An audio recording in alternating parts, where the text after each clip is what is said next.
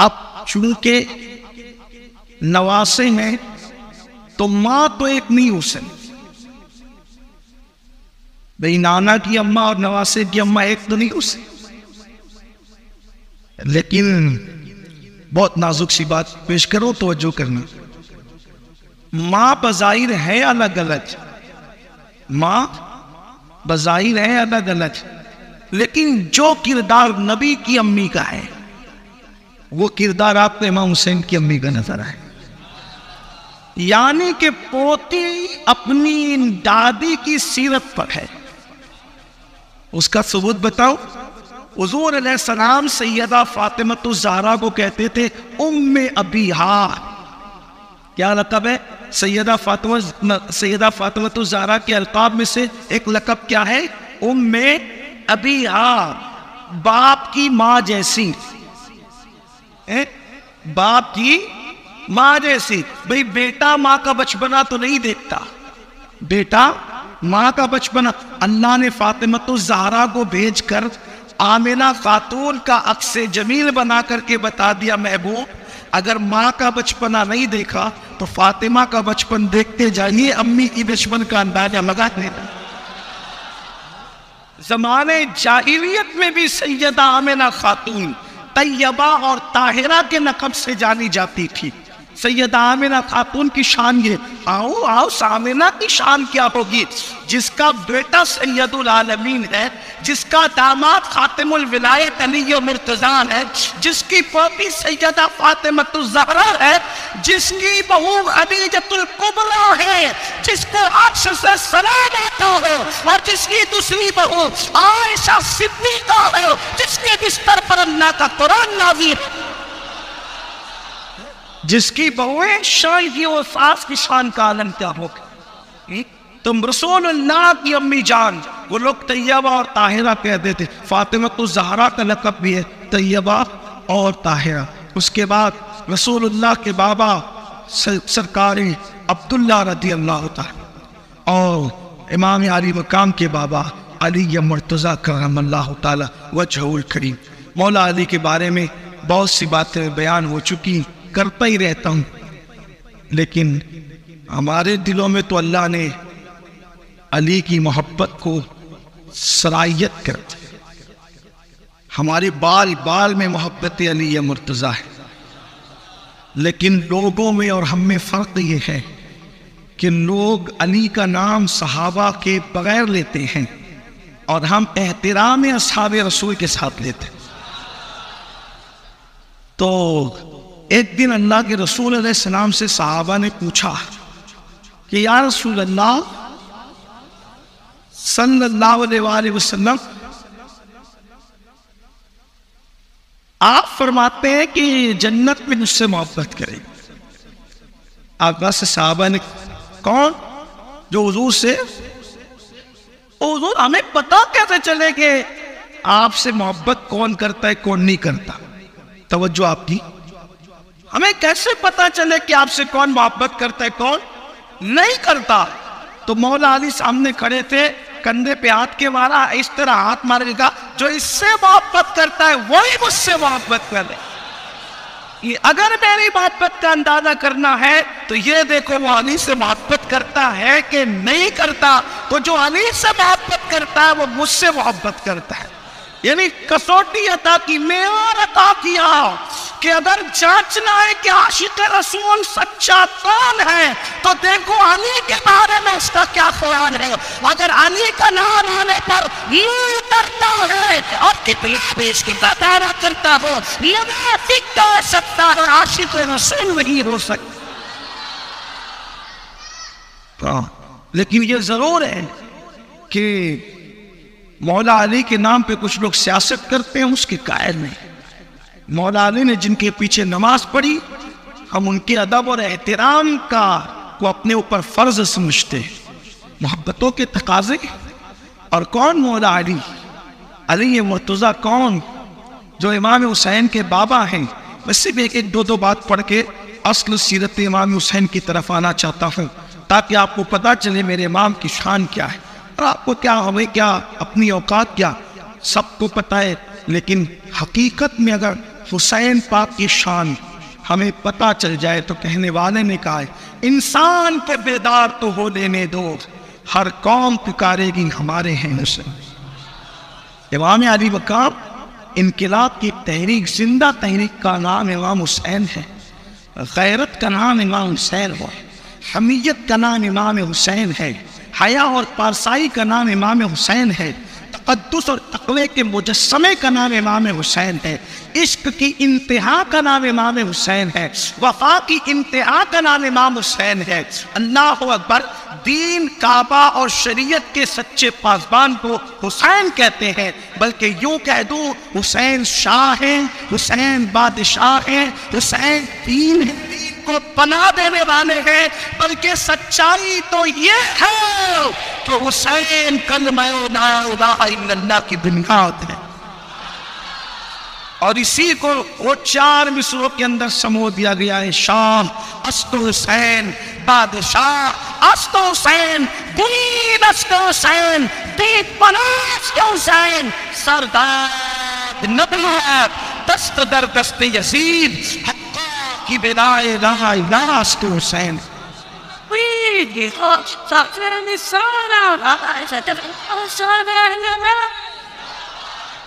تو بہت مشابہت ہے حضور علیہ السلام کی کا وہ عکس جمیل ہے۔ تو عرض کر رہا تھا کہ ان کے بابا علی مرتضیٰ کی شان پاک کیا ہے۔ علامہ شرف الدین یحییٰ منیری کی طرف یہ روایت منسوب ہے کہ مولائے کائنات حالت جنگ میں، دیکھو یہ بات آپ کو کہیں نہیں ملے گی، خاندان رسول، خاندان رسول، توجہ ہے آپ کی۔ امام حسین کے بابا مولا علی جنگ میں دشمن پہ تلوار اٹھائی، دشمن پہ اس کی گردن اڑا دی۔ علی مرتضیٰ کی یہ شان ہے کہ جس پہ تلوار اٹھائی وہ 2 ٹکڑے ہوا۔ اس لیے لوگ علی سے جلتے بہت تھے، کیونکہ علی نے مارے بہت تھے۔ علی نے مارے بہت تھے، اور جن کے مرے وہ آج تک کے چین سے نہیں بیٹھے ہوئے ہیں۔ جن کے مارے چین سے نہیں، اسی لیے اللہ کے رسول علیہ السلام فرماتے جو میری آل البیت سے بغض رکھے گا، توجہ کریں، جو میری آل البیت سے بغض رکھے گا وہ قیامت کے دن یہودیوں کے ساتھ اٹھے گا، قیامت کے دن یہودیوں کے ساتھ اٹھے گا۔ کیوں یہودیوں کے ساتھ اٹھے گا؟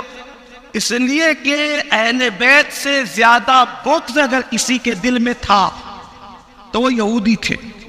وجہ کیونکہ علی مرتضیٰ نے یہودیوں کا اتنا نقصان کیا تھا کہ وہ اس کے اوپر بڑے چھٹپٹائے تھے۔ سب کے بارے میں تو چپ رہ سکتے تھے، اگر علی کے بارے میں چپ نہیں رہ سکتے تھے، کیونکہ علی مرتضیٰ نے ان کے خیبر کی اینٹ سے اینٹ بجائی تھی، اور وہ خیبر بھی آپ مجھ سے شاید یا ہمارے بزرگوں سے علماء سے آپ نے سنا ہوگا، لیکن وہ اس کا لمبا بیان کرنے کی بجائے پیر سید نصیر الدین نذیر کے 2 مصروں کے اندر بیان کرو خیبر کو کہ آپ نے خیبر میں کیا کیا تھا۔ کہتے ہیں آپ کی ذوالفقار جو اٹھتی تھی تلوار تو 2 ٹکڑے کرتی پڑے، بہادر تھے مولا علی مرتضیٰ۔ بہت بات میری تو تمنا ہے کہ مسلمانوں کا جوان بچہ سیرت علی مرتضیٰ ایک بار پڑھے، ہماری قوم کے اندر بہادری پیدا ہو سکتی ہے۔ بات سیرت نگاروں نے لکھا ہے، بات مولا علی کی آئی، حالانکہ آج سیرت امام حسین ہی مجھے پڑھنا ہے، اگر وقت تھوڑا سا اللہ اس میں برکت دے تو میں بات ضرور پڑھوں گا، لیکن بات مولا علی کے ہے تو عرض کروں۔ سیرت نگار لکھتے ہیں جیسے کہ بہت جو وہ سیرت کی کتابوں کے اندر ہے کہ مولا علی کا جو قد تھا وہ میانہ قد تھا، نہ بہت اونچے تھے نہ بہت چھوٹے تھے، درمیانہ قد تھا، سینہ چوڑا تھا اور بازو بہت موٹے موٹے تھے، اور پھیلا ہوا سینہ تھا، اور وہ پورا سینہ جو باہر نکلا تھا تو اس کو وہ داڑھی ڈھک لیا کرتی تھی، پوری داڑھی اتنی بڑی تھی کہ بڑی داڑھی ڈھک لیا کرتی تھی۔ میں نے بہت بزرگوں کی زیارت کی ہے، لیکن اتنی بڑی داڑھی جو ہے مجھے کم از کم کہ جو سینہ ڈھک لے میں نے نہیں دیکھی۔ بہرحال وہ بڑی خوبصورت داڑھی تھی اور وہ سینے کو ڈھکتی تھی۔ ایک اور بات، جس کے بازو موٹے ہوتے ہیں، بازو موٹے ہوتے ہیں تو اس کے کندھے جو ہے وہ سخت ہوتے ہیں۔ اگر آپ کی توجہ ہے تو اس طرف آپ دھیان کریں، مولا مشکل کشا کا ذکر ہو رہا ہے، حسنین کے بابا کا ذکر ہو رہا ہے، تو جو موٹے موٹے ہوتے ہیں تو اس کا جو کندھا ہوتا ہے وہ سخت ہوتا ہے۔ لیکن مولا علی کی خصوصیت یہ تھی کہ آپ کے بازو بڑے موٹے تھے، مضبوط تھے، اور یہ جو کلائی ہوتی ہے، کلائی، تو یہ جو کلائیاں ہوتی ہے تو اس ہاتھوں میں اور کلائیوں کے اندر کچھ فرق ہوتا ہے۔ جو ہماری کلائیاں ہوتی ہیں وہ یہاں پر آ کر کے چھوٹی ہو جاتی ہے ہاتھ سے، مولا مشکل کشا کی جو کلائیاں تھی وہ ہاتھ کے برابر تھی، یعنی چھوٹی نہیں تھی۔ تو سیرت نگاروں نے لکھا ہے یہ بہادری کی علامت ہے، کیونکہ کلائیاں جس کی مضبوط ہو، کام تو کلائیوں سے ہی ہوتا ہے نا، تو آپ کی کلائیاں مضبوط تھی۔ اور ساتھ میں لکھتے ہیں سیرت نگار کہ وہ جو سینہ چوڑا اور بازو موٹے ہونے کی وجہ سے جو لوگوں کے کندھے سخت ہوتے ہیں، مولا مشکل کشا کا معاملہ اس سے جدا تھا کہ آپ کے کندھے سخت نہیں تھے بلکہ بہت نرم تھے۔ اور سیرت نگار لکھتا ہے کہ یہ چیز موٹے کندھے بازو ہونے کے باوجود بھی کندھوں کی نرمی بہادر شیروں میں ہوا کرتی ہے۔ یہ شیر کی خصوصیت ہے کہ اس کے کندھے بالکل نرم نرم ہوتے ہیں اور وہ بہادری کی علامت ہوتے ہیں۔ حالانکہ انسانوں میں یہ فطرت بتائی جاتی ہے کہ اگر بازو موٹے ہو جائے تو کندھے سخت ہو جاتے ہیں، لیکن مولا علی کے بازو موٹے تھے اور کندھے بڑے نرم نرم تھے، یعنی یہ بہادری کی علامت تھی۔ اس لیے وہ تلوار چلاتے تھے تو ایسے کٹتے تھے لوگ جیسے گاجر منہ نہیں کٹ رہے۔ اسی لیے اللہ کے رسول نے ان کی بہادری کو دیکھ کر کہا تھا لا فتح الا علی لا سیف الا ذوالفقار، علی کی طرح کوئی جوان نہیں ہے اور ذوالفقار کی طرح کوئی تلوار نہیں ہے۔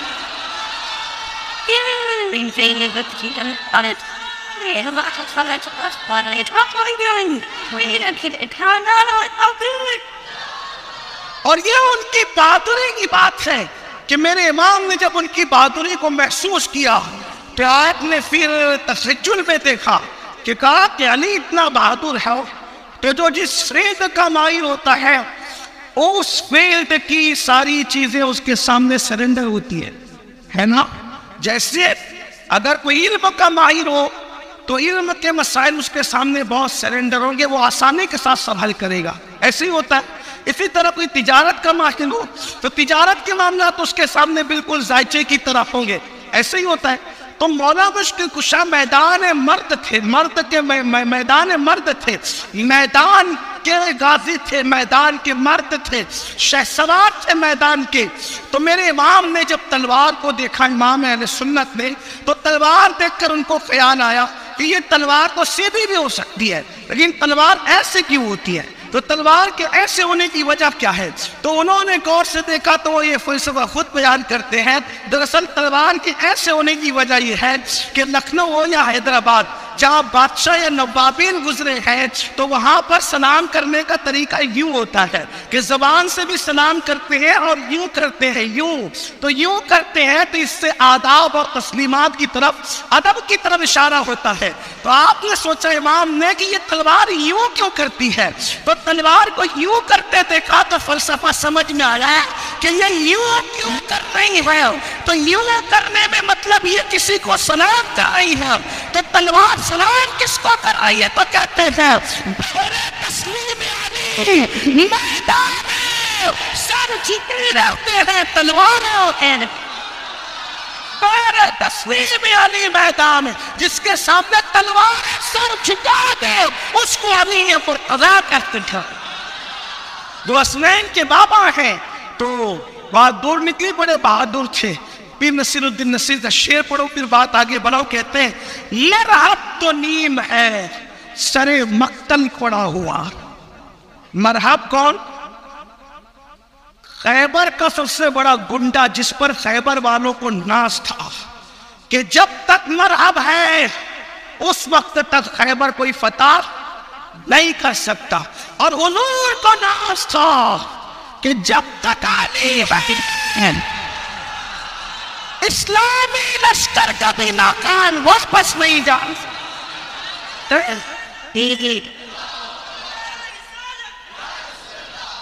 تو کہتے ہیں پھر نصیر الدین نصیر کے مرحب تو نیم، دو نیم یعنی دو ٹکڑے، مرحب تنیم ہے سر مقتل پڑا ہوا، مرحب تو نیم ہے سر مقتل پڑا ہوا، اٹھنے کا یہ نہیں کہ مارا علی لبین، اٹھنے کا یہ نہیں کہ مارا علی لبین، اور منظر فضائے دور میں سارا علی لبین، جس سمت دیکھتا اس پر علی لبین، اور کیوں دخل تیرے ہو عقیدت کے باب میں، کیوں دخل تیرے ہو عقیدت کے باب میں، مدد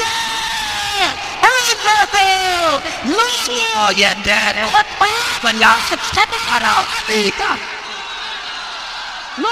یہ دیکھو معاملہ ہمارا ہے علی کا خیر، اور کوئی کا جمال جزو کے چہرے سے ہے آیا۔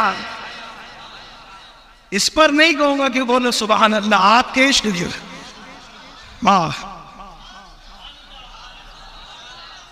عشق عشق کی بات ہے نہیں، کیا ہے کل کا جمال جزو کے چہرے سے ہے عیاں، کل کا جمال، کل کو اشارہ کرو، کل مطلب پورا، جز مطلب اس کا حصہ، کل سمجھ پہ پھول، جز مطلب پنکھڑی، کل مطلب کلی، جز مطلب پتی، سمجھتے ہیں نا کل اور جز؟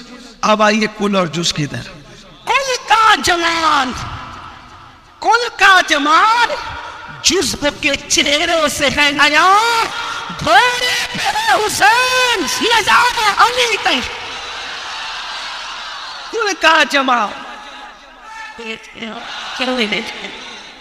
کل کا جمال جزو کے چہرے سے ہے عیاں، گھوڑے پہ ہے حسین، گھوڑے پہ ہے حسین، گھوڑے پہ ہے حسین۔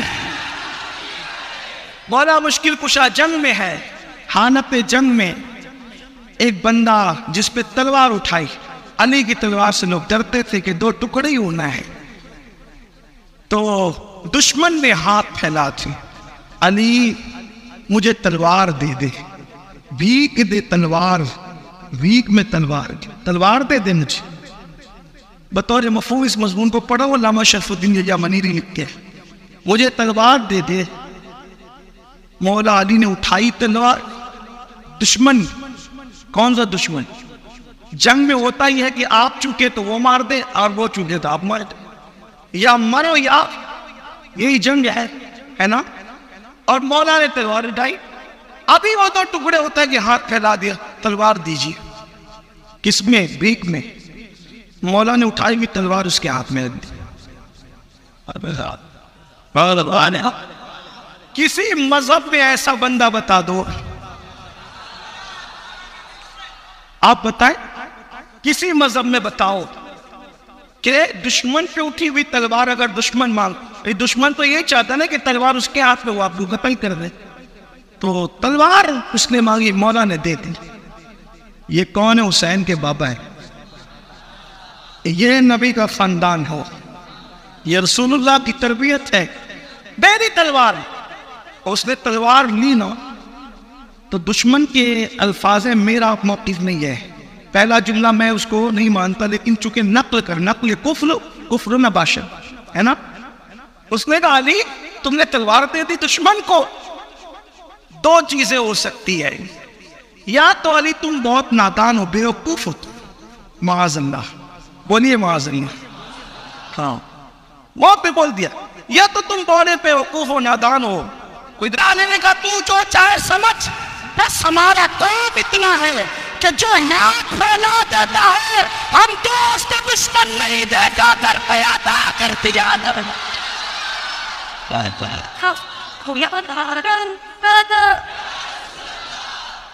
ہاتھ پھیل جائے بس، اندازہ کریں جب جان کے دشمنوں کو خالی نہیں لوٹاتے ہیں تو آئی کے گناہوں کو کیسے کھانے ہیں؟ آؤ در زہرا پر فریض میں دامن، نسل ہے کریموں کی نچپان پران۔ ایسا نانا، ایسی امی، ایسا بابا، ایسا نسب، ایسا خاندان، اور اس میں پیدائش ہوتی امام حسین۔ شخصیت سمجھنا ہے تو بیک گراؤنڈ میں نے پیش کر دیا، اور جو اصل ہے حسین پاک کی، جو اصل ہے حسین پاک کی اصل کون ہے؟ محمد الرسول اللہ۔ ہے کوئی مثال اصل کی؟ کیا ہے اصل کی مثال بتاؤ؟ یہی بولے سدرا والے، چمنے جا کے تھانے، سبھی میں نے چھان ڈالے، تیرے پائے کا نہ پایا، تجھے یک نے یک بنایا، تجھے یک نے یک بنایا، تجھے ہوتا ہوا وہ قواری پاک مریم و نفخت فی کا دم ہے، عجب نشان آدم نظر آدم کا چایا، وہی سب سے افضل ہے، تجھے حمد ہے خدا ہے۔ اصل کی کوئی مثال؟ نبی ان کی طرح نہیں ہے، انبیاء ان کی طرح ہے، محمد الرسول اللہ کی طرح ہے۔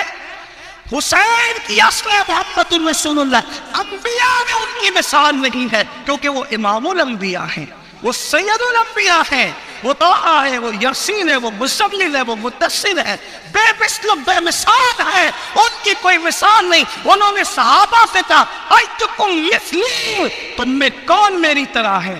کوئی ان کی طرح نہیں ہے۔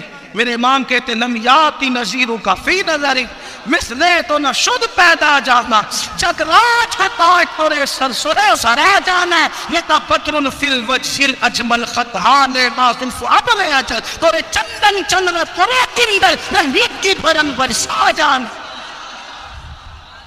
فنون بے مثل و بے مثال ہے، ہر معاملے میں بے۔ تو یہ اصل حسین ہے جو رسول اللہ کی ذات، اور نسل حسین،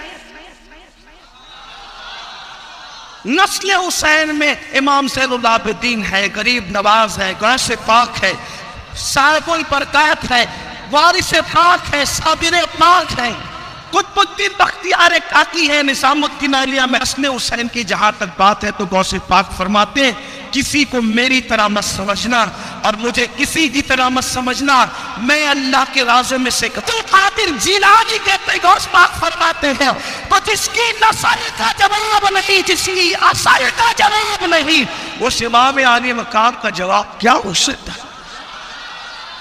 یہ کام کا یزید کو پیچھ میں لا کر کھڑا پاتے، کوئی اوقات کہ کجا گھوڑا کجا مینڈک، کوئی تمثیل ہے، کوئی مثال ہے، کدھر ذرہ کدھر آفتاب۔ میں تو کہتا ہوں ذکر حسین کے وقت مجھے اس پلید کا نام لینا بھی اچھا نہیں لگتا، لیکن کچھ لوگ ہیں کہتے ہیں نہیں تو ذرا یزید کا بھی بات کریں۔ ہم نے کہا یزید کی کیا بات کریں، اس کی کیا بات کریں گے؟ نسل ہی ختم ہے، کوئی نسل نہیں۔ کچھ لوگ کہتے ہیں 8، کچھ لوگ کہتے ہیں 12، کچھ لوگ کہتے ہیں 14، سب چھوڑ کے مرا تھا، اتنے چھوڑ کے مرا، ایک بھی نہیں بچا۔ اور امام حسین ایک بیمار چھوڑ کے گئے تھے۔ مسلمانوں کا کوئی محلہ نہ ہوگا جہاں اولاد حسین موجود ہے، اور محلہ تو محلہ، یہ ممبئی کو دیکھ لیں، جس کے قدموں میں بیٹھ کر کے محفل کر رہے ہیں وہ عاشق شاہ بخاری بھی اولاد حسین ہے۔ بہت برمائے۔ بہرحال تو عرض یہ کر رہا تھا مولا حسین بے مثال ہستی۔ آئیے تھوڑا ان کے بچپنے کی طرف چل، ان کا بچپنا بھی خوبصورت۔ دیکھیے میں جب میلاد النبی پڑھتا ہوں تو میں لوگوں کو کہتا ہوں کہ بچپنا لوگوں کا بیان نہیں کر سکتا آدمی، کتنا بھی سنجیدہ ہو۔ جیسے کوئی آدمی مولانا بن گیا، محدث بن گیا، کچھ کوئی ولی بھی بن گیا، اس کا بچپنا آپ پورا بیان نہیں کر سکتے نہیں کر سکتے، کیونکہ آپ بنے سب کچھ بعد میں، لیکن بچپنے میں تو بچے ہی تھے نا۔ ایک مجدد کہلانے والے کی زندگی میں نے پڑھی، حالانکہ میں بہت کم پڑھا لکھا آدمی ہوں، لیکن پڑھی میں نے مجدد صاحب کی، مجدد کہلانے والے جس کو لوگ مجدد کہتے۔ جب میں نے اس مجدد صاحب کی زندگی پڑھی تو میں نے یہ دیکھا کہ انہوں نے اپنے بچپنے میں، ان کے ماموں اندھے تھے، تو اندھے ماموں کی پلیٹ کتے کا پنجہ لا کے ڈال دیا۔ یا اللہ یہ مجدد صاحب ہے، بھائی کی کے سر پہ پیشاب کر دیا۔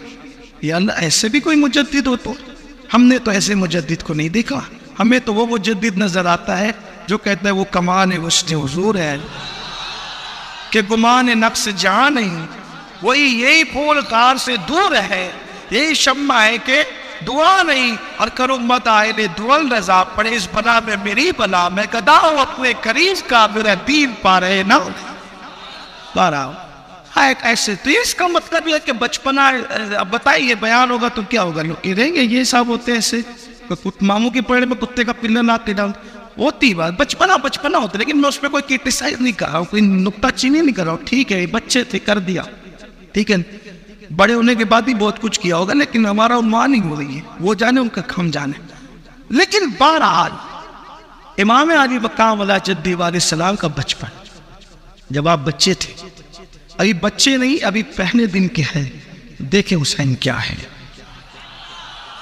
مولا حسین کے ہماری اہل سنت کی کتب میں موجود ہے کیا امام علی مقام علیہ جدی علیہ السلام کی جس دن ولادت ہوئی، وہ اکثر کتب میں جو لکھا ہے وہ ماہ شعبان کی 5 تاریخ، کچھ لوگ 4 کہتے ہیں، کچھ لوگ 5 کہتے ہیں، مگر زیادہ تر لوگ اکثر کتب کے اندر 5، بہرحال 4-5 میں آپ کو نہیں الجھاتا، ٹھیک 4 مانو کی 5 مانو۔ ایک بات کہوں، ہم اللہ والوں کو تاریخوں میں قید نہیں کرتے، جس دن ان کا ذکر لے کے بیٹھ جائے انہی کا سب ہے،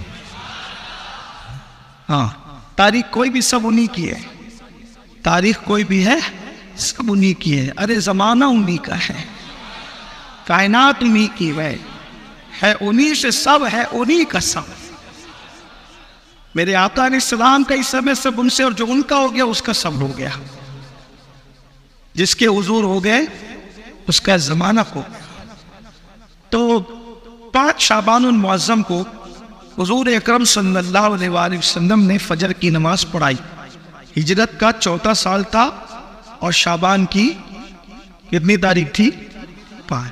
توجہ ہے آپ کی، ایسی کربلا بیان ہوتا ہے جس کو آپ سن رہے ہیں، 4 ہجری ہے اور 5، 4 ہجری ہے اور ایسے نہیں، 4 ہجری اور 5، 4 ہجری اور یاد کر لیں تو آپ کو پتا ہوگا کہ امام حسین 5 شعبان کو دنیا میں تشریف لائے۔ 4 ہجری اور 5، 4 اور 5 کتنا ہوتا ہے؟ 9۔ اور سب سے بڑا عدد کون سا ہوتا ہے؟ 9 سے بڑا کوئی عدد نہیں ہے، کیوں؟ جب 10 لکھتے ہیں تو 1 اور 0 آ جاتا ہے، یعنی پلٹ آتا ہے زوال 10 لکھتے وقت۔ سب سے بڑا عدد اگر کوئی ہے کون سا ہے؟ 9۔ کیا سنگم ہے، سب سے بڑا عدد جہاں آ رہا ہے تو وہاں حضور کی اولاد میں سب سے بڑا بشر بھی آ رہا ہے۔ دیکھا، سب سے بڑا عدد 9 ہے۔ جب بھی کوئی پوچھے سب سے بڑا عدد کون سا ہے تو یہ علم العادات کا علم ہے، علم العادات بھی علم ہے۔ علم العادات میں کیا کہتے ہیں؟ سب سے بڑا عدد کون سا؟ 9۔ لوگ سمجھتے 100 لکھو تو 1 آتا ہے، ڈبل 0 آتا ہے نا، 0 تو 0 ہوا، پھر 1 ہوا، لیکن سب سے بڑا عدد کون سا ہوگا؟ 9 ہے۔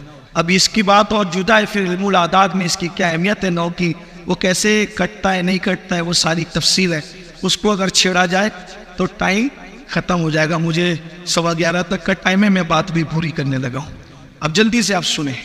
سب سے بڑا عدد یہ ایسے اچانک کے اتفاق اور حادثات نہیں ہوتے، یہ قدرت کے فیصلے ہیں، قدرت کے فیصلے ہیں۔ شعبان میں حضور امام علی مقام کی ولادت، حضور نے نماز پڑھائی، اور نماز کے بعد عادت کریمہ تھی کہ اللہ کے رسول علیہ السلام اصحاب کی طرف رک کر کے بیٹھتے اور ان سے بات چیت کرتے، اور بھی بہت سی باتیں ہوتی، کوئی خواب دیکھتا تو خواب بیان کرتا، حضور دیکھتے تو خواب بھی بیان کرتے، تعبیر بھی بیان کرتے، غرض کی بہت سی باتیں، وہ زمانے جاہلیت کی باتیں نکل آتی، کوئی شعر پڑھ دیتا، کوئی حضور کی شان بیان کرتا، جس کو جو بہرحال وہ محفل اس وقت صحیح۔ حضور اس دن نہیں رکے، حضور علیہ السلام نے مولا علی کا ہاتھ پکڑا اور ہاتھ پکڑ کر کے فرمایا علی چلو، اور گئے سیدھا سیدہ پاک کے گھر، فرمایا یہیں رکو، ٹھہرو، میں ابھی آتا ہوں، کسی کو اندر آنے کی اجازت نہیں۔ سرکار علیہ السلام گھر میں گئے، اور گھر میں جانے کے بعد اب جب جانے محفل نہیں تو پھر محفل کہاں؟ صدیق اکبر افضل البشر بعد الانبیاء بالتحقیق، سیدنا ابو بکر صدیق، فاروق اعظم، عثمان غنی، سارے اصحاب اٹھ کر کھڑے ہو گئے، اور کھڑے ہونے کے بعد حضور جدھر چلے ادھر، آقا گھر میں جا چکے تھے، مولائے کائنات باہر ٹھہرے تھے۔ صدیق اکبر نے کہا سرکار آقا علیہ السلام کدھر ہے؟ تو عرض فرمایا کہ اندر گر رہے گھر میں، اور فرمایا کہ سب کو روکا جائے، کسی کو اندر آنے کی اجازت نہیں۔ علی کوئی خاص بات ہے؟ مولا علی نے فرمایا آج ہمارے گھر میں بیٹے کی ولادت ہوئی ہے، آج ہمارے گھر میں بیٹے کی ولادت ہوئی ہے، اور 4 لاکھ سے زیادہ فرشتے مبارکباد دینے کے رسول اللہ کو زمین پر آئے ہیں۔ بچپن بیان کر دو میرے بھائی، اور یہ اپنی اہل سنت کی کتب میں لکھا ہوا ہے، میں آپ کو اس کا حوالہ دے سکتا ہوں اگر آپ چاہیں گے تو، اور کئی کتب میں لکھا ہوا ہے۔ کتنے فرشتے آئے؟ 4 لاکھ فرشتے آئے۔ کتنے؟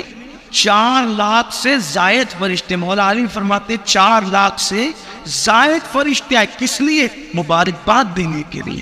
صدیق اکبر ٹھہر گئے، کیونکہ یہ لوگ جو تھے نا حضور کو بہت چاہتے تھے، حضور کے صحابہ حضور کو بہت چاہتے تھے۔ آج حضور کے اصحاب کی طرح حضور سے کوئی عشق نہیں کر سکتا، جس نے بھی عشق رسول سیکھا ہے اصحاب رسول سے سیکھا ہے، اور پھر اہل البیت سے جتنا عشق صحابہ نے کیا ہے اتنا عشق آج بھی کوئی نہیں کر سکتا۔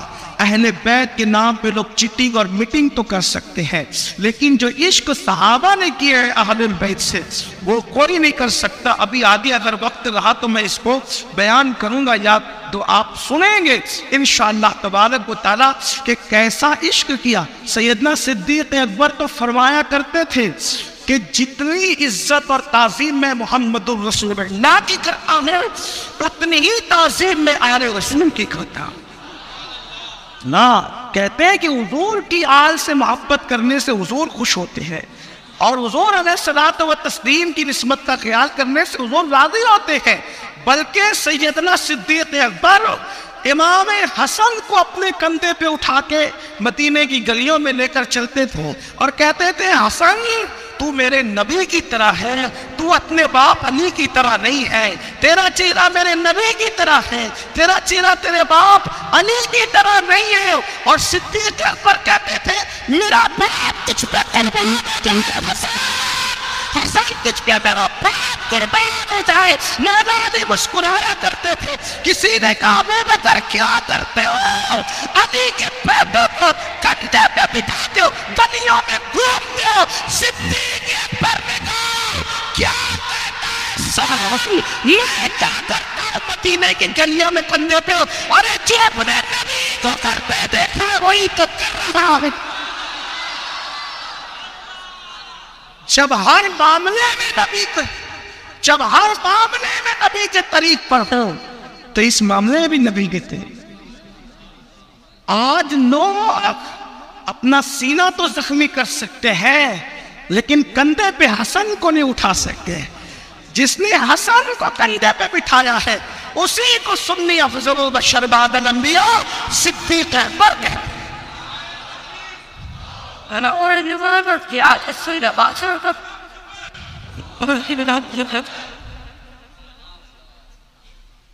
تو صدیق اکبر رک گئے دروازے پر، اور مولا علی نے کیا کہا 4 لاکھ سے زائد فرشتے کس کے لیے آئے؟ مبارکباد۔ ایک بات کہوں آپ کو، میں تھوڑا سا چونکہ باضابطہ خطیب نہیں ہوں اس لیے تھوڑا ٹھہر ٹھہر کے چلتا ہوں۔ باضابطہ جو خطیب ہوتے جو واقعی خطابت کا فن جانتے وہ ترتیب وار پوائنٹ ٹو پوائنٹ آگے بڑھتے ہیں۔ میں خطیب نہیں فقیر ہوں، اور طبیعت میں بلبلا پن جیسے بلبل ہوتی جہاں خوشبو دیکھا وہاں ٹھہر گئی، تو اپنا بھی حال یہی ہے، تو جہاں بات آئی وہیں رک کر کے بات کری، کچھ چھپانا نہیں، اتنا بیان کر دیا جائے آل نبی اصحاب نبی اور عظمت نبی کو اپنے رہیں نہ رہیں وہ چنگاری شعلہ جوال بنتی رہے۔ اللہ یہ خدمت قبول کر لے تو میرا اور آپ کا بیڑا پار ہے۔ لوگ کہتے ہیں میرے یہاں بیٹا پیدا ہوتا ہے تو ایم ایل اے مبارکباد دیتا ہے، ہے نا. MP کی مبارکباد آتی ہے میرے بیٹے کی پیدائش پر. ہم نے کہا ٹھیک ہے آتی ہوگی، لیکن نبی کا بیٹا، جب نبی کے گھر بیٹا آیا، ہاں حضور فرماتے سب کی اولاد اس کی اپنی پشت میں ہے، اور میری اولاد کو اللہ نے علی کی پیٹھ میں رکھا ہے. ہاں تو فرماتے ہیں حسن اور حسین میرے بیٹے، یہ میری بیٹی کے بیٹے، میرے بیٹے. فرمایا ہر اولاد کا ایک عصبہ ہوتا ہے، نسب ہوتا ہے. حسنین کا عصبہ میں ہوں، انہی کا نسب بھی میں، انہی کا سبب بھی میں. اور فرمایا قیامت کے دن سب کے نسب ختم ہو جائیں گے. توجہ، قیامت کے دن کسی کا نسب کام نہیں آئے گا الا نسبی و سببی. فرماتے قیامت کے دن صرف مجھ محمد الرسول اللہ کا نسب کام آئے گا. اسی لیے فاروق اعظم نے سیدنا علی مرتضیٰ سے کہا علی تمہاری بیٹی میرے نکاح میں دے دو. تو مولا علی نے کہا اس کی عمر چھوٹی ہے. تو آپ منبر پر آ کر کہتے لوگوں اللہ کی عزت کی قسم، کیا تم نے یہ سمجھا کہ میں نفس کے لیے شادی، میں اس لیے شادی کر رہا تھا کہ حضور نے کہا کہ سب رشتے ختم ہو جائیں گے، قیامت کے دن میری رشتہ داری کام آئے گی. تو میں فاطمہ کا داماد بن کر نبی سے وہ رشتہ قائم کرنا چاہتا تھا سیدہ فاطمہ الزہرا کے ذریعے سے. تو مولا علی نے پھر اپنی شہزادی ام کلثوم کا نکاح فاروق اعظم کے ساتھ کر دیا. اب جب نکاح ہو گیا تو فاروق اعظم منبر پہ آگے کہتے اے لوگوں مجھے مبارکباد دو کہ میں فاطمہ کا داماد ہو گئے. اور حضور نے فرمایا کہ سب کے رشتے ختم ہو گئے، میری رشتہ ختم نہیں ہوگا الا نسبی و سبب. یہ صحابہ کو محبت. فاروق اعظم کو کمی کیا تھی؟ توجہ، کیا کمی تھی جس کے بارے میں آقا فرمائے میرے بعد کوئی نبی ہوتا تو کون ہوتا؟ عمر ابن خطاب ہے نا. جس کے بارے میں فرمائے کہ عمر کو دیکھ کر شیطان رستہ بدل دی. جس کے بارے میں فرمائے کہ ایک دروازہ جب وہ ٹوٹ جائے گا میری امت میں فتنے پیدا ہوں گے. جب تک وہ دروازہ رہے گا فتنے نہیں رہیں گے. جس دن وہ دروازہ ٹوٹ جائے گا اس دن امت میں فتنے پیدا ہوں گے. تو پوچھا کہ وہ دروازہ کون ہے؟ آقا فرماتے اس دروازے کو عمر کہتے ہیں. اس کا مطلب جب تک امت میں عمر ابن خطاب رہیں گے امت پہ فرقہ واریت نہیں ہوگی، امت فتنوں کا شکار. اور دیکھیں آپ جب تک فاروق اعظم رہے امت میں فرقہ نہیں تھے، امت فرقوں میں نہیں تھی. جس دن فاروق اعظم کی شہادت ہوئی ہو اس کے بعد سے ہی سلسلہ. تو فاروق اعظم نے حضرت حذیفہ الیمان سے پوچھا حذیفہ رسول اللہ نے یہ فرمایا کہ فتنے کا دروازہ کھلے گا یا فتنے کا دروازہ ٹوٹے گا؟ پوچھا کہ کھلے گا؟ پوچھا تو حضرت حذیفہ الیمان نے کہا کھلے گا نہیں کہا تھا، ٹوٹے گا کہا تھا. تو فرمایا اس کا مطلب پھر کوئی اس کو بند، اس لیے کہ دروازہ کھلتا ہے تو بند ہو سکتا ہے لیکن اگر ٹوٹ جائے تو پھر بند نہیں ہو سکتا. تو آقا نے یہ نہیں کہا کہ فتنے کا دروازہ کھل جائے گا، کیا کہا؟ فتنے کا دروازہ ٹوٹ جائے گا. یعنی امت میں پھر فتنے قیامت تک رہیں گے اور آخری فتنہ دجال کا فتنہ ہوگا، اور جس کو ختم کرنے کے لیے بھی نبی کا بیٹا امام مہدی تشریف لائیں گے. تو عرض یہ کر رہا تھا کہ اللہ اکبر صدیق اکبر رضی اللہ تعالیٰ دروازے پر ٹھہر گئے، رک گئے. اور اس کے بعد آقا علیہ السلام تشریف لائے. آقا جیسے تشریف لائے تو صدیق اکبر نے عرض کیا رسول اللہ علی کچھ فرما رہے ہیں. سرکار علیہ السلام میں کیا کہتے ہیں؟ علی یہ کہتے ہیں کہ آج آپ کے گھر بیٹا پیدا ہوا. میرے آقا نے ہوئے ہاں آج میری بیٹی کیا بیٹا پیدا ہوا، ہمارا بیٹا. اور علی اور کچھ کہتے ہیں کہ کیا کہتے ہیں 4 لاکھ سے زائد فرشتے آئے ہیں آپ کو مبارکباد دینے کے لیے. یعنی کہ تمہارے گھر بیٹا پیدا ہو، مولانا MP MLA ٹیچر ڈاکٹر کو مبارکباد دے. رسول اللہ کے یہاں امام حسین پیدا ہوتے ہیں، فرشتے مبارکباد دینے آتے ہیں، جبریل امین مبارکباد دینے کے لیے آتے. بارہ تو حضور یہ علی کہہ رہے تھے کہ 4 لاکھ سے زائد فرشتے مبارکباد دینے کے لیے آئے. سرکار نے علی تجھے کیسے پتا چلا کہ 4 لاکھ سے زائد فرشتے مبارک کے لیے آئے؟ تو مولا علی نے اس کی یا رسول اللہ جب وہ آپ کو مبارکباد دینے جا رہے تھے تو وہ آپس میں باتیں کرتے جا رہے تھے کہ ہماری تعداد اتنی ہے. تو آقا فرماتے اللہ نے علی کو اپنے کامل عطا کی ہے. اب آقا علیہ السلام اس کے آگے کی بات بیان کرتے ہیں جس کو بطور مفہوم نے اپنے الفاظ کے جامع پیش کہ ابو بکر میرے یار، اس سے اور ایک اور حیرت انگیز بات اس سے بڑھ کر ایک اور ہوئی کہ جب وہ لاکھوں فرشتے مبارک کے لیے آئے تو اس میں جبریل بھی تھے، اور جبریل نے عرض کی یا رسول اللہ جب ہم آ رہے تھے آپ کی خدمت میں مبارک دینے کے لیے آ رہے تھے تو اس وقت یہ ایک فرشتہ ہے جس کے ماتحت ہزاروں فرشتے رہتے تھے، اللہ نے اس کا منصب اس سے چھین کر اس کو کوہ کاف میں ڈال دیا تھا۔ تو جب ہم آ رہے تھے تو اس فرشتے نے کہا کہ جبریل آج حضور کے گھر شہزادے کی ولادت ہوئی ہے، خوشی کا دن ہے، تم مبارکباد دینے جا رہے ہو تو مجھے بھی ساتھ لے لو، میرا بھی کوئی کام بن جائے۔ تو یا رسول اللہ یہ بھی آیا ہے۔ تو آقا علیہ السلام کو اس کی مبارکباد دی اور عرض کی یا رسول اللہ، اللہ نے میرا منصب مجھ سے واپس لے لیا، چھین لیا اور مجھے کوئی کاف میں ڈال دیا ہے۔ آقا یا رسول اللہ آج خوشی کا دن ہے، حسین کی آمد ہے، آقا کچھ کرم ہو جائے تاکہ میری بگڑی بن جائے۔ میرے آقا نے عرض کیا اللہ سے، اللہ آج میرے گھر خوشی ہے، مولا اس فرشتے کی بگڑی بنا دے۔ تو وہ کیا ہوتا ہے محبوب جس کپڑے میں حسین لپٹے ہوئے ہیں، یہ حسین پاک کا بچپنا ہے، جس کا بچپن ایسا ہو اس کا چھپن کیسا ہو۔ کربلا میں 56 سال کے تھے نا، اللہ نے فرمایا محبوب حسین جس کپڑے میں لپٹے ہوئے ہیں وہ کپڑا نکال کر اس فرشتے کو مس کر دو۔ بس وہ کپڑا مس کیا گیا، اللہ تعالیٰ نے اس کے بیلوں پر دوبارہ عطا فرما دیا، اس کا منصب اور مقام بھی عطا کر دیا۔ یہ ہے امام حسین جس کی زندگی کا پہلا دن ایسا ہے۔ اس کے بعد آئیے ایک بات سنیں، اور امام علی مقام کا بچپن سے کرامتوں کا ظہور تھا۔ دوسرے نہ مانے لیکن اہل سنت و جماعت تو مانتے ہیں، جب اولاد کی اولاد پیدا ہوتے ہی کرامت دکھا سکتی ہے غوث پاک کی شکل میں۔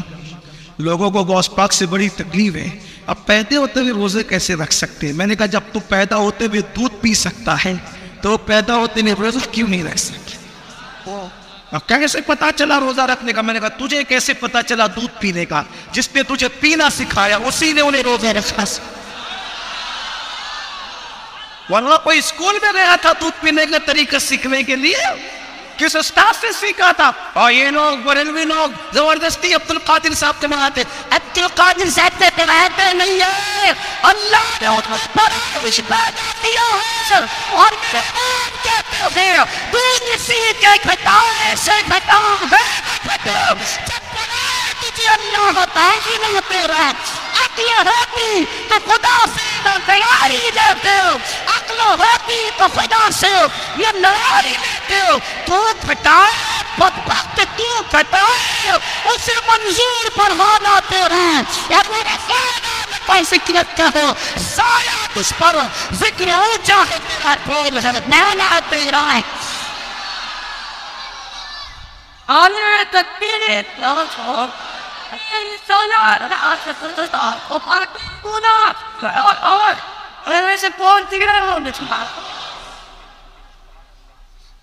تو کھانا بھی ایک بڑی بات ہے، روزہ رکھنا ایک بڑی بات ہے۔ جو آیا ہی کھانے کے لیے وہ کھا رہا ہے، اور جو آیا ہے رب کو منانے کے لیے وہ پیدائشی طور پہ روزہ رکھ رہا ہے۔ نصیب کی بات ہے۔ تو پیدا ہوتے ہیں جب کوسبت کرامت دکھا سکتے ہیں، امام حسین کی بھی کرامت، اس لیے کہ امام حسین تو بابا ہے نا، جد ہیں ان کے، نانا ہیں ان کے۔ اللہ اکبر۔ جب کربلا ہو گیا، کربلا کے بعد آپ کی خواہش ہوتی ہے میں کل پڑھوں گا آپ کی جی، حالانکہ میں بہت کوشش کرتا ہوں کہ کچھ نئے گوشے آپ کے سامنے پیش ہوں، لیکن میری پبلک، میری لوگ، میرے احباب مجھ سے اتنے بے تکلف ہیں کہ وہ کہتے ہیں کہ ہمیں یہی سنائیں۔ ٹھیک ہے آپ کی خواہش ہے تو وہی سناتا ہوں، کیونکہ لوگ یہ بولتے ہیں یار یہ کربلا بار بار سن کے بھی لوگ بور کیوں نہیں ہوتے؟ اس لیے بور نہیں ہوتے کہ چونا بار بار منہ میں ڈالو گے تو منہ کٹے گا، لیکن مشک کو جتنا گھسڑتے آؤ گے، رگڑتے رہو گے، اس کی خوشبو بڑھتی ہی رہے۔ یہ چونا نہیں ہے، مشک ہے، مشک ہے۔ اس کی 1300 سال سے کربلا بیان ہو رہا ہے، لیکن لوگ کم نہیں ہو رہے ہیں۔ ابھی ہمارے فیصل بھائی مجھے بتا رہے تھے، جو کمیٹی کے ارکان میں سے میں اثر کے لیے جا رہا تھا، تو جب ہم نے 30 کچھ سال، انہوں نے بتایا کہ جب شروع کیا تھا تو 20-25 لوگ رہتے تھے، تو اس کا مطلب یہ ہے کہ 30 سال پہلے 20-25 لوگ رہتے جب شروعات ہوئی تھی، 30 سال کے بعد بیٹھنے کو جگہ نہیں۔ اس کا مطلب کربلا سے لوگ اکتاتے نہیں ہیں، کیونکہ مشک سے کون اکتائے گا؟ جس کی ناک سلامت ہو، دماغ سلامت ہو، اس نے مشک سے اکتانا ہے، اور جتنا رگڑتے جاؤ خوشبو اس کی پھیلتی جائے گی۔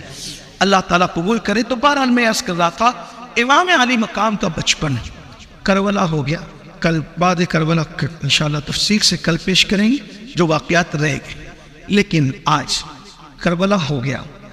دمشق میں، دمشق جس کو دمشق بھی کہتے، ملک شام، سیریا، سوریا بھی جس کا نام ہے، تو اس کے قید خانے میں، دمشق کے قید خانے میں حضور کی شہزادیوں کو یزید نے ڈلوا دیا۔ آقا کریم علیہ الصلوۃ والتسلیم کی شہزادیوں کو دمشق کے قید خانے میں ڈلوا دیا۔ شہزادی سکینہ 7 سال کی تھی، آپ کی عمر شریف 7 سال تھی، اور بہت ظلم کیا۔ کربلا کے واقعات سے زیادہ دل گداز اور تڑپا دینے والے واقعات کربلا کے بعد، کیونکہ جب سپورٹر سامنے کھڑے ہو، اگرچہ مدد نہ بھی کرنے کی، سپورٹر سامنے کھڑے ہو تو ہمت رہتی ہے، کوئی نہ ہو تو آدمی بیٹھنے سے بھی گھبراتا ہے نا۔ جیسے کہ آپ لوگ اگر ٹرین